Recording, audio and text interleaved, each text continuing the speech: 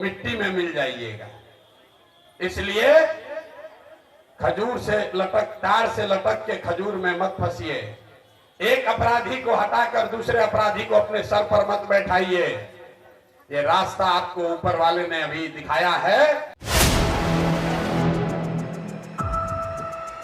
नमस्कार, आप देख रहे हैं 4 PM और मैं हूं अभिषेक मिश्रा। देखिए, बिहार में 4 विधानसभा सीटों पर उपचुनाव हो रहे हैं। बेलागंज, इमामगंज, रामगढ़ और तरारी। बिहार की हर सीट हॉट सीट है। ये चारों सीटें हॉट सीट है। इन चारों को आप हॉट सीट कह सकते हैं। लेकिन बेलागंज सुपर हॉट सीट है। बेलागंज का अपना एक ट्रैक रिकॉर्ड है। 30 साल यानी 3 दशक से, तकरीबन 3 दशक हो गए और 3 दशक से ये आरजेडी का अभेद किला है। कोई दूसरी पार्टी यहां इस किले को भेद नहीं पाया। न जेडीयू न और कोई दूसरी पार्टी। आरजेडी का इस सीट पर कब्जा रहा है। सुरेंद्र यादव इस सीट से जीतते आ रहे हैं। तो बेलागंज की चर्चा भी खूब हो रही है। बेलागंज में प्रशांत किशोर ने मुस्लिम कार्ड चला है और ऐसे ही नहीं चला है। बेलागंज में भूमिहार जाति के वोटरों की बहुलता है। यादव जाति के वोटर सबसे ज्यादा है और यादव जाति के बाद मुसलमान वोटर की बारी आती है। मुसलमान बहुल इलाका है। मुसलमान वोटरों की संख्या 62,000 है इस इलाके में। तो प्रशांत किशोर ने मुस्लिम कार्ड चला और प्रशांत किशोर पहले भी कोशिश करते रहे हैं कि जो आरजेडी का एमवाई समीकरण है उसमें सेंध लगाया जाए। लेकिन एमवाई से इतर प्रशांत किशोर अब भूमिहार जाति के वोटरों को भी साधने की कोशिश कर रहे हैं या भूमिहार जाति के वोटरों को ये समझाने की कोशिश कर रहे हैं कि अगर नीतीश कुमार को वोट दे दिया तो आपका नुकसान हो जाएगा। नीतीश कुमार नाश कर देंगे। तो भूमिहार जाति के सबसे बड़े गांव कोरमथू, बेलागंज विधानसभा सीट के कोरमथू गांव में पहुंचे थे। भूमिहार जाति का ये गांव माना जाता है। भूमिहार जाति की बहुलता है इस गांव में और वहां प्रशांत किशोर ने नसीहत दी वहां के लोगों को, या यूं कहें कि बेलागंज के भूमिहारों को, कि अगर आप नीतीश कुमार को वोट देंगे तो नीतीश कुमार नाश कर देंगे। प्रशांत किशोर ने कहा है, जो मीडिया रिपोर्ट्स के हवाले से उनका बयान सामने आया है, उन्होंने कहा है कि नीतीश कुमार ने आपकी कई पीढ़ियों का नाश करने की साजिश रच दी है। अपना वोट पानी में फेंक देना, लेकिन नीतीश कुमार को मत देना। आपकी कई पुश्त इसका खामियाजा भुगतेंगे। वे बर्बाद हो जाएंगे। बेलागंज में अपने प्रत्याशी मोहम्मद अमजद का प्रचार करने पहुंचे थे और अपनी सभा के लिए उस क्षेत्र में भूमिहारों के सबसे बड़े गांव कोरमथू को चुना। कोरमथू में भूमिहारों की सभा को संबोधित करते हुए प्रशांत किशोर ने कहा, आपकी लड़ाई लालटेन से थी, लेकिन अब लालटेन बुझने वाला है। अब आपने नीतीश का हाथ पकड़ लिया है। जिन लोगों ने नीतीश का हाथ पकड़ा है उन्हें एक ही बात कहूंगा कि वे अपनी कई पीढ़ियों का नाश करने चले हैं। भूमि सर्वे को लेकर भी उन्होंने बात कही कि नीतीश कुमार का जो फैसला है भूमि सर्वे का, वो आग लगाने वाला फैसला है, झगड़ा लगाने वाला फैसला है। इस तरह की बात उन्होंने कही है। अब बेलागंज के भूमिहार प्रशांत किशोर की बात मानेंगे नहीं मानेंगे, ये तो चुनाव नतीजा बताएगा। देखिए, बेलागंज के बारे में हम अक्सर ये बात कहते हैं, बेलागंज में प्रशांत किशोर की साख सबसे ज्यादा दांव पर लगी हुई है। प्रशांत किशोर मुस्लिम वोट बैंक को अपने साथ लाने की कोशिश करते रहे हैं। मुसलमानों को अपने साथ जोड़ने की कोशिश करते रहे हैं। बेलागंज मुस्लिम बहुल इलाका है।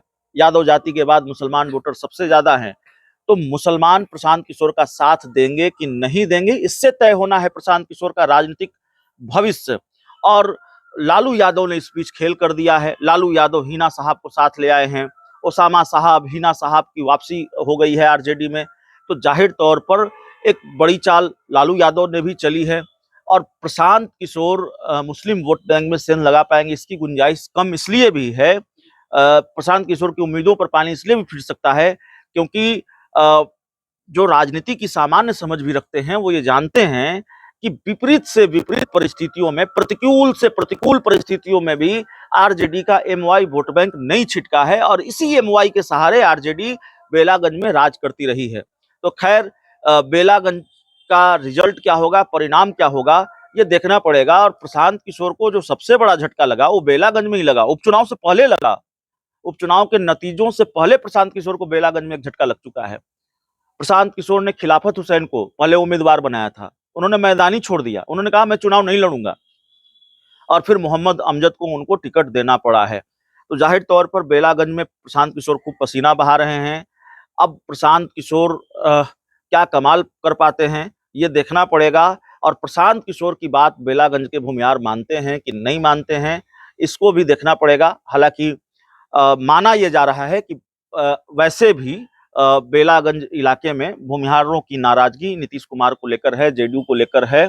अशोक चौधरी जो नीतीश कुमार के करीबी मंत्री हैं, उन्होंने एक बयान दिया था। बयान के बाद उन्होंने सफाई भी दी, लेकिन माना यह जा रहा है कि उसका नुकसान थोड़ा हो, ज्यादा हो, लेकिन हो सकता है। डैमेज कंट्रोल की कोशिश भी की गई है जेडीयू की तरफ से। अशोक चौधरी खुद वहां प्रचार कर रहे हैं, तो अशोक चौधरी खुद बेलागंज में प्रचार कर रहे हैं। इससे वो डैमेज कंट्रोल कर पाते हैं कि नहीं कर पाते हैं। और जाहिर तौर पर हमने पहले भी कहा है, अगर बेलागंज सीट जेडीयू के खाते में आती है तो अशोक चौधरी का कद बढ़ेगा, खाते में नहीं आती है तो अशोक चौधरी पर गाज भी गिरेगी। और आरजेडी का ये अभेद किला है, जिसको भेद पाना अभी तक नामुमकिन सा रहा है। अब उपचुनाव में क्या होगा वो तो 23 नवंबर को पता चलेगा। लालटेन बुझने वाला है, तभी लोग पकड़ लिए नीतीश का हाथ। तो जितना लोग नीतीश को वोट दे रहे हैं, एक ही चीज आपको कहेंगे। अभी 1 महीना पहले भैया जमीन का सर्वे हो रहा था, जमीन का सर्वे हो रहा था। नीतीश कुमार ने ऐसा दिमाग लगाया है, आप अपने आप को बुद्धिमान पूछते हैं, नीतीश कुमार बहुत शातिर चीज है। ऐसा दिमाग लगाया है कि आपको घर घर आपके फुआ से, बहन से, बेटी से लड़ाई लगवा देगा। और सबका जमीन, जिसके पास भी जमीन है, याद रखिए मेरी बात को, जिसका भी जमीन है, आधे से ज्यादा लोगों के जमीन का मालिकाना हक डिस्प्यूटेड हो जाएगा। कितना आदमी से साइन कराइएगा। इसी प्रशांत किशोर ने 1 महीना पहले हल्ला मचाया, तभी रुका हुआ है। तो वोट दबाने से पहले, नीतीश कुमार को वोट दबाने से पहले याद रखिएगा कि एक बार 30 वर्ष से जो भोग रहे हैं, उससे ज्यादा बड़ा षड्यंत्र ये नीतीश कुमार ने किया है। जिसके पास जमीन है, किसी का जमीन बचने वाला नहीं है। अरे जमीन पर तो ऐसे भी आप खेती नहीं कर रहे, जरा समझ लीजिए। जिसका जमीन है वो खेती नहीं कर रहा है, आप बटाई पर दिए हुए हैं दूसरे को। केवाला आपके पास है, आप सोच रहे हैं कि मालिक तो हम ही रहेंगे।